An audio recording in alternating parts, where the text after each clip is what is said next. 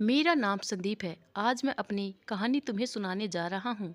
मेरी शादी वाले दिन ही मेरी पत्नी से वरमाला पहनाते समय झगड़ा हो गया। फिर फेरों के टाइम पर भी झगड़ा हो गया। और हमारा झगड़ा हमेशा ऐसा ही होता। सभी कहते उनकी शादी 2 महीने तक ही नहीं टिकेगी, उससे पहले इनका तलाक हो जाएगा। हम दोनों अपनी शादी में वरमाला ढालते समय लड़ पड़े थे। जब समझा बुझाकर फेरों में बिठाया तो वहां भी लड़ पड़े, क्योंकि संदीप फेरी लेते समय तेज चल रहा था। किरण बोली, धीरे चलो, क्या ऊंट की तरह दौड़ रहे हो। ऊंट बोलते ही संदीप को गुस्सा आ गया। बोला, जो लड़की फेरों के साथ नहीं चल सकती वह जिंदगी में क्या खाक साथ चलेगी। पंडित ने ऐलान कर दिया कि यह शादी तो 2 महीने भी नहीं चल पाएगी। एकदम बकवास जोड़ी है। बाराती और घराती दोनों पक्ष के लोगों ने उन्हें समझाकर फिर से फेरों में बिठाया। शादी की पहली रात ही इन दोनों की जमकर लड़ाई हुई। दोनों ने एक दूसरे का बहुत बुरा हाल कर दिया। सास बोली, मुझे ऐसी बहू नहीं चाहिए। उसके बाद किरण मायके आ गई, मगर 20 दिन बाद ही संदीप उसे विदा कराकर ले गया। उस दिन तो वो शांत रहे, मगर फिर से दोनों आपस में लड़ने लगे। लोगों ने बहुत समझाया कि लड़ाई से गृहस्थी नहीं चलती है, प्यार से रहा करो। वह प्यार से तो रहते थे, मगर लड़े बिना उन दोनों को चैन ही नहीं मिलता था। अब उनकी लड़ाई कुछ बदल चुकी थी। अब की लड़ाई लड़कर किरण मायके नहीं जाती थी, क्योंकि दोनों ने रूठने के बाद एक दूसरे को मनाना सीख लिया था। धीरे धीरे लोग भी उनकी लड़ाई को समझ गए। जो उन दोनों का जानता था वह उनकी लड़ाई के बीच में कभी नहीं आता था, क्योंकि उसे पता होता था कि कुछ देर बाद दोनों एक ही हो जाएंगे। मगर बीच बिचाव करने वाले को लेने के देने पड़ जाते हैं। एक दिन संदीप और किरण बस में सफर कर रहे थे। अचानक आपस में लड़ पड़े। संदीप ने चप्पल निकाल ली और किरण ने भी चप्पल निकाल ली। एक दूसरे पर बरसाने लगे। यह सब देखकर एक नौजवान बीच में आ गया। उसने संदीप को थप्पड़ लगाते हुए कहा, शर्म नहीं आती औरत पर हाथ उठाते हुए। संदीप को थप्पड़ पड़ते देखकर किरण गुस्से से उस युवक पर झपट पड़ी। उसे चप्पल से पीटते हुए बोली, यह मेरा पति है, यह मुझे मारे या इसे मैं मारूं, तो कबाब में हड्डी कौन है।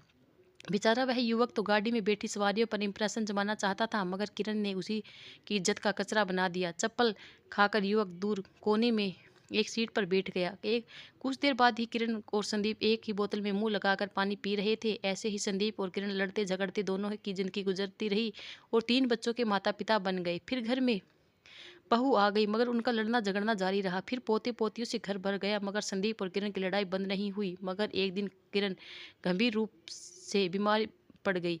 उसे अस्पताल में भर्ती करवाना पड़ा। अचानक दोनों की लड़ाई बंद हो गई। संदीप तो सब जैसे पागल हो गया, गुमसुम सा हो गया।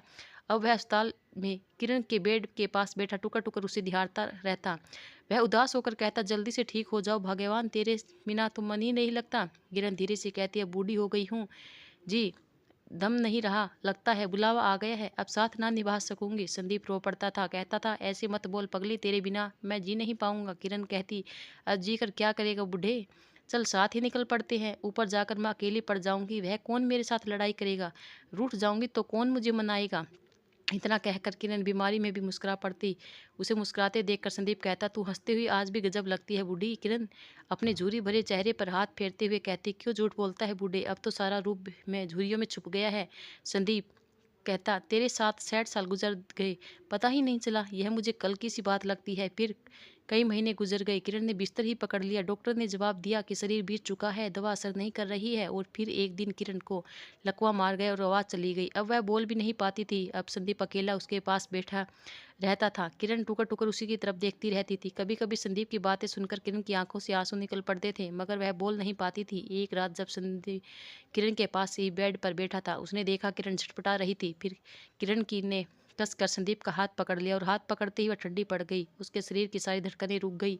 संदीप समझ गया पत्नी की यात्रा पूरी हो गई, वह सर्वक सिधार गई। वह इस तरह किरण का हाथ पकड़ कर बैठा रहा। सुबह चाय लेकर जब उसकी बहू कमरे में आई तो देखा पिताजी माँ के पास चुपचाप बैठे हैं।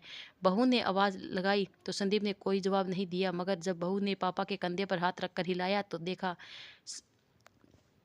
पापा जी एक तरफ गिर गया, मगर नीचे नहीं गिरा, क्योंकि उसका एक हाथ अब भी किरण के हाथ में था। पति पत्नी ने एक साथ दुनिया को विदा कह दिया। फिर दोनों का एक ही दिन दाह संस्कार कर दिया गया। दोस्तों, ये वीडियो कैसी लगी कमेंट करके ज़रूर बताना और हमारे चैनल को लाइक शेयर और सब्सक्राइब ज़रूर करना। धन्यवाद।